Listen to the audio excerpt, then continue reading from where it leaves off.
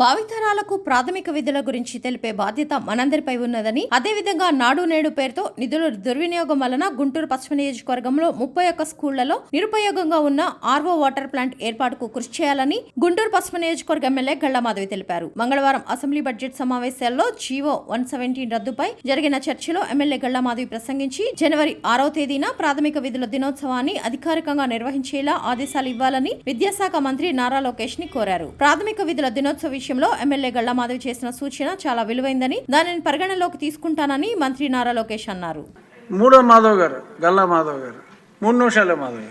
ధన్యవాదాలు అధ్యక్ష.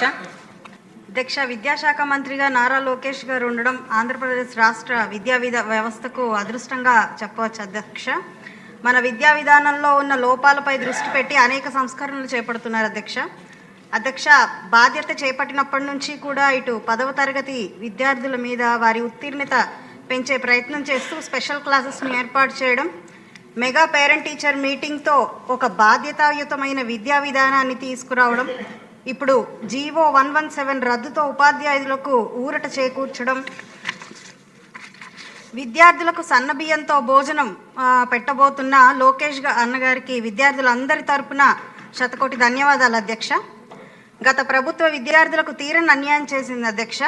అందులో మచ్చక్కు అమ్మఒడి పేరుతో 40 లక్షల మంది విద్యార్థులకు మోసం చేసింది అధ్యక్ష. ఫీజు రియంబర్స్మెంట్ బకాయిల వల్ల 2 లక్షల మంది విద్యార్థులు నరకయాతన పడ్డారు అధ్యక్ష. ఇటు సర్టిఫికెట్స్ కాలేజీల నుండి రాక వారి భవిష్యత్తు అగమ్యగోచరమైన పరిస్థితుల్లో 780 కోట్లు పైగా బకాయిలను విడుదల చేసిన ఘనత విద్యాశాఖ మంత్రి లోకేష్ అన్నగారు అధ్యక్ష. అయితే నాడు నేడు కింద జరిగిన మోసాలు ఎన్నో అధ్యక్ష.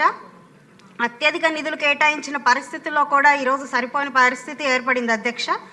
అందులో మా పశ్చిమ నియోజకవర్గంలో దాదాపు 31 స్కూళ్ళు ఉన్నాయి అధ్యక్ష. అందులో ఆర్ఓ ప్లాంట్స్ అంటూ కొన్ని కోట్ల వ్యయం చేసి నిరుపయోగంగా ఇన్స్టాలేషన్ చేయకుండా వదిలేయడం జరిగింది అధ్యక్ష. మనం ప్రభుత్వంలోకి వచ్చాక మా చొరవతో ఈ 31 ప్లాంట్లో 2 మేము స్వచ్ఛంద దాతల దగ్గర నుంచి తీసుకొచ్చి వాటిని వినియోగంలోకి తీసుకొచ్చాం. అయితే ఇంకా 30 ప్లాంట్లు అదేవిధంగా నాడు నేడు ఫేజ్ 2 కింద వస్తున్న ఈ ప్లాంట్లు ఇన్స్టాలేషన్ పూర్తి చేసి ఈ సంవత్సరమే కనీస అవసరమైన మంచినీటిని పిల్లలకి అందించాల్సిందిగా కోరుకుంటున్నాం అధ్యక్ష. మరొక విజ్ఞప్తి అధ్యక్ష. లోకేష్ గారు పిల్లలు అర్థమయ్యేలాగా భారత రాజ్యాంగాన్ని పొందుపరిచే చర్యలు తీసుకున్నట్లు చెప్పడం జరిగింది అధ్యక్ష. ఇది ఆయన సమాజంపై ఉన్న బాధ్యతను సూచిస్తుంది అధ్యక్ష. ఈ ఆలోచనకు ఊతంగా ఒక చిన్న సూచన చేయదలుచుకున్నాను అధ్యక్ష. మన ప్రాథమిక హక్కుల పరిరక్షణకు చట్టాలు, సంఘాలు, సంస్థలు ఉన్నాయి అధ్యక్ష. కానీ మన ప్రాథమిక విధులు మాత్రం నిర్లక్ష్యం చేస్తున్నాం అధ్యక్ష. 1976లో స్వరణ్ సింగ్ కమిటీ 42వ సవరణ చట్టం ద్వారా భారత రాజ్యాంగంలో 10 ప్రాథమిక విధులను ఆర్టికల్ 51A చేర్చారు అధ్యక్ష. అయితే ప్రాథమిక విధుల ఉల్లంఘనకు చట్టపరమైన చర్యలు ఏవీ లేనప్పటికీ వాటి పట్ల అవగాహన కల్పించే బాధ్యత విద్యా వ్యవస్థ తీసుకోవాల్సిందిగా కోరుకుంటున్నాను అధ్యక్ష. జనవరి 6 ప్రాథమిక విధుల దినోత్సవంగా ఉన్న క్రమంలో ఈ రోజును విధిగా ప్రతి విద్యా సంస్థ జరుపుకునేలాగా విద్యాశాఖ మంత్రి గారు సూచనలు జారీ చేయాల్సిందిగా కోరుకుంటున్నాను అధ్యక్ష.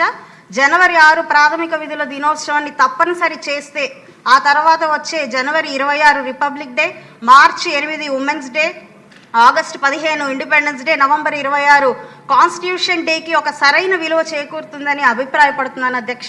కావున చిన్న వయసులోని పిల్లలందరికీ ఇవి తెలియపరిచే ప్రయత్నం విద్యాశాఖ మంత్రి గారు చేయాల్సిందిగా కోరుకుంటున్నాను అధ్యక్ష. గల్లా మాధవి గారు చెప్పినట్టున్నారు అధ్యక్ష. స్వర్ణ సింగ్ అది 51A అంటే అది తీసుకొచ్చాం. అక్కడ ప్రాథమిక విధుల గురించి కూడా చెప్తాం జరిగింది. మంచి సలహా ఇచ్చారు మేడం గారు. అది కూడా మేము కొంచెం సీరియస్గా తీసుకుందామని నేను చెప్తాను అధ్యక్ష.